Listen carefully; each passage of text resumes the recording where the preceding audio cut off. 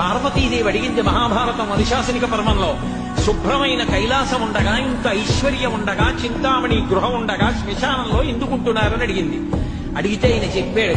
పార్వతి బతికున్న నాళ్లు అన్ని చోట్లకి వెడతారు, ఏమీ తోచట్లేదు, శ్మశానానికి వెళ్ళొద్దామని ఎవరు రారు పార్వతి. నేనంతవాణ్ణంటాడు, పొడుగ్గా ఉన్నానంటాడు, తెల్లగా ఉన్నానంటాడు, పండితుండంటాడు, పద్యాలు నాకు నోటికొచ్చంటాడు, ఉపన్యాసం చెప్పగలనంటాడు, నాకు పాటలొచ్చంటాడు, నేను నాట్యం చేస్తానంటాడు, నేను అధికారినంటాడు, నా దగ్గర డబ్బు ఉందంటాడు,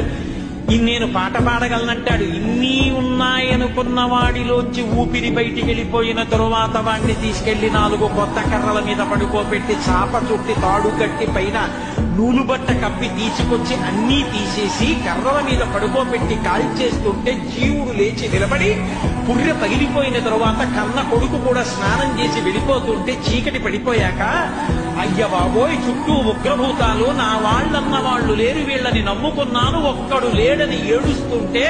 నేనున్నాను రా అని చెప్పడానికి నేను కూడా లేకపోతే చచ్చిన వాడు 1000 మాటలు చచ్చిపోతారని అక్కడ ఉన్నారు పార్వతి, నా కర్మకాలక్కడైనా